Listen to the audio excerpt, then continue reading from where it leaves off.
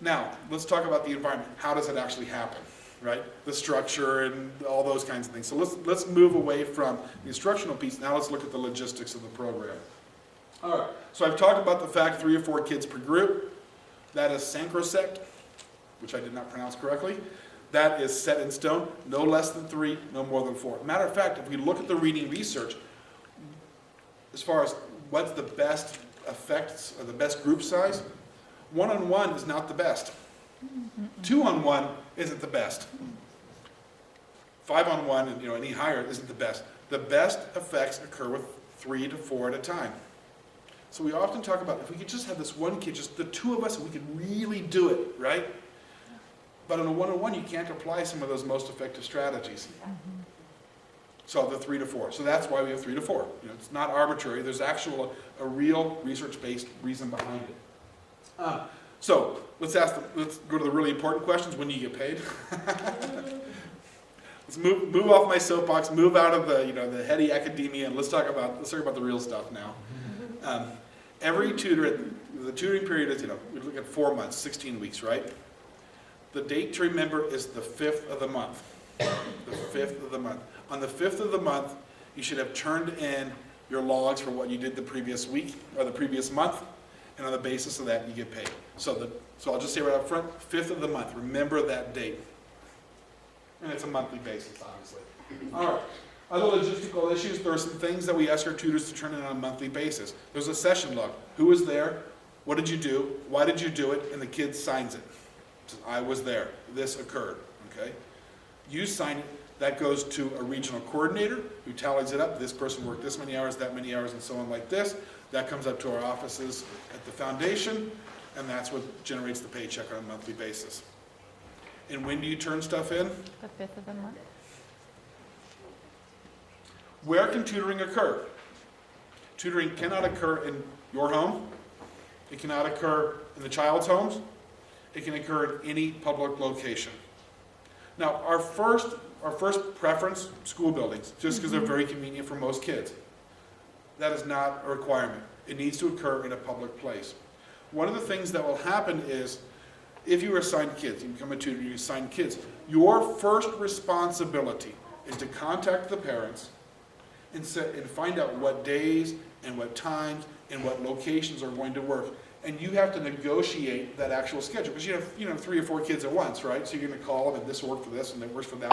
And we come up to a public location twice a week.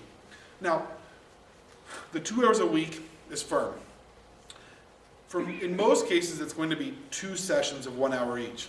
Certainly for little kids, you don't want to do any more than that. It'd be a miserable experience for everybody and wouldn't be effective. If there are high school kids or maybe even middle school kids, 2 hours together may be possible. I still don't recommend it, okay, but it's doable. But certainly for the little kids, 1 hour at a time, and that's quite enough. So obviously, to set up the schedules, you'll be provided all of the contact information of the kids, the parents, the phone numbers, who's allowed to pick up the child, who's not allowed to pick up the child, phone numbers, all those kinds of things. So you have the information you need in order to set up those schedules. You will be getting a copy. We've got one for everybody tonight. Whether or not you become a tutor, I think if you're interested in helping kids read well, I recommend you read it. You're going to get one. It looks like this. I'll show you where you'll get one, but I'll show you where you can get it online as well. This is the BCSCR Tutors Manual. And there's some very important things in there. First is an overview of the process, an overview of the instructional components and all of the things we've talked about tonight. There's pages and pages in there of strategies. Phonemic awareness, here are some strategies that work. Phonics, here are some strategies. 5th grade comprehension, here are some strategies. 2nd grade vocabulary, here are some strategies. So there's a lot of good stuff in there. One of the things I know about folks is you might be a fine teacher. I'm sure those folks that are in classrooms, I think you're probably exceptional. The fact that you're here says something very positive about you, actually. But maybe you don't have experience with a particular grade level and a particular strategy, a particular skill. Well, you're going to find guidance in here. So if nothing else, you can always look and say, oh, well, we know this works, so I'll try that. So there's good stuff in there. The second major piece, there's some information about the assessments. There's pages and pages about other resources, other things that are useful. Bloom's taxonomy and stuff like that is in there. And then finally, there's an issue on there, and forms, and what do you turn in, and where do you turn it in, and those kinds of things. So there's good stuff in there. Now, we're getting close to the end here, actually. So let's talk about the specific expectations. If you apply to become a tutor, there's a page in the application process that says, as a subcontractor, and you'd be subcontractors, to the foundation, here is what I agree to do. Okay? And we hold you to them, right? So I'm going to take just a moment and walk through them, because if you have questions, now's the time to ask them. You know, ask the questions before you agree to them, before you agree to the terms. Okay? So let's do that very quickly. One, you'll have a background check. If you're already a teacher, you have one on file with the district, we just need the report. So you've already got it. If you don't already have one in place, you will be required to go get a background check. We simply, for liability and other issues, cannot have people working with kids unless they've gone through this process. That you will provide the tutoring in a public facility for the reasons we've already talked about. If the tutoring takes place at the school, at a school site, and if you're a teacher, a different school than your own school, that you agree to check in at the office. You know, they always have those visitors logs, things like that. So you'll agree to do that. Schools need to know who's on their campus and why they're there and so forth. That under no circumstances would you transport kids. Which leads us to a question we've often gotten and have experienced. What happens if nobody comes and picks up the kid? I know where the child lives. Can I just take him home? No, you may not, under any circumstances whatsoever. And we'll talk about some things you can do in those cases like that. Because every child is different, and every child's needs are different, and there's such a wide variety of strategies, it would be impossible for us to give you a box that says, here are the resources and materials and things you need for tutoring. Which means that you bear that responsibility. And if you look at the strategies and so on, you can see that most of these don't need packets of stuff and all these things. You know, a lot of them are what you're doing interacting with the child. But it's your responsibility to provide those types of what the resources you're actually going to use during a tutoring session. You know, we're going to be, how many kids are we plan to tutor this semester, this coming semester? 55 Here, but across the entire region, how many thousands? Okay, so I don't need a real number, it's thousands, right? The point being, there'll be no way for us to predict what every child is going to need when we're talking about this many kids. So that's primarily why it becomes your responsibility, because you're the one who's actually sitting there face to face. What does this kid need? Right. What can I bring to support this? If you are unable to attend a session, preferably something you know in advance, it's your responsibility to contact the parents and let them know that the tutoring session is not going to occur, and if possible, to reschedule it, if at all possible. Sometimes things happen.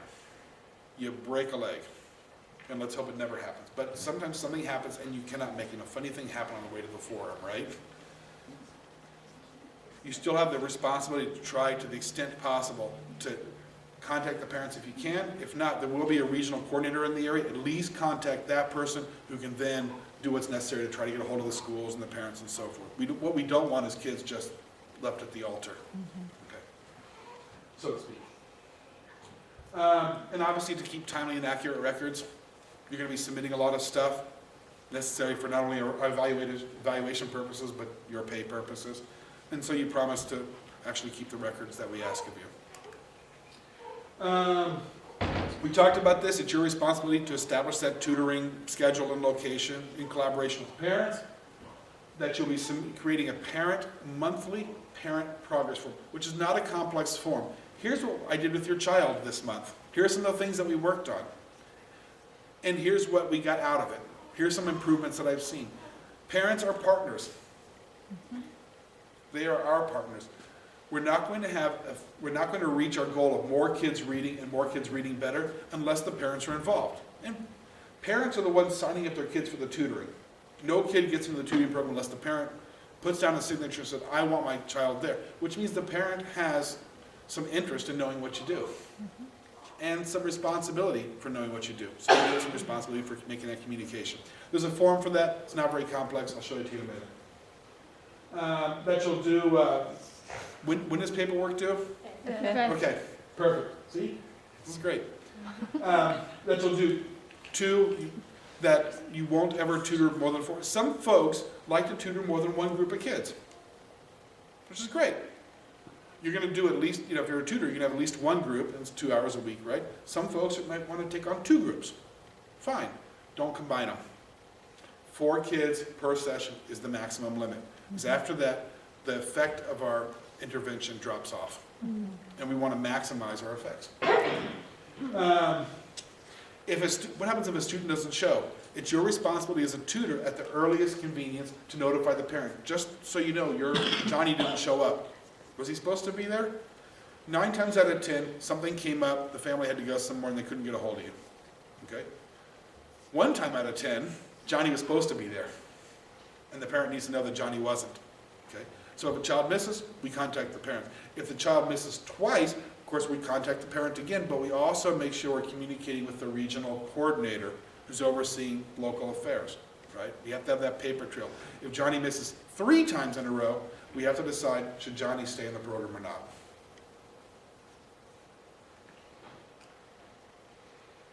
As a subcontractor, you promise to attend the training and orientation session. Welcome. See, you're already one taken care of. And when do you submit your information? Okay. See, that's like little instructional strategies there, right? The call and response. Okay, good. Parent progress report, we've talked about that. Every couple weeks, we're sending something home. Each month, the 5th, we submit our paperwork. So that's just the paperwork.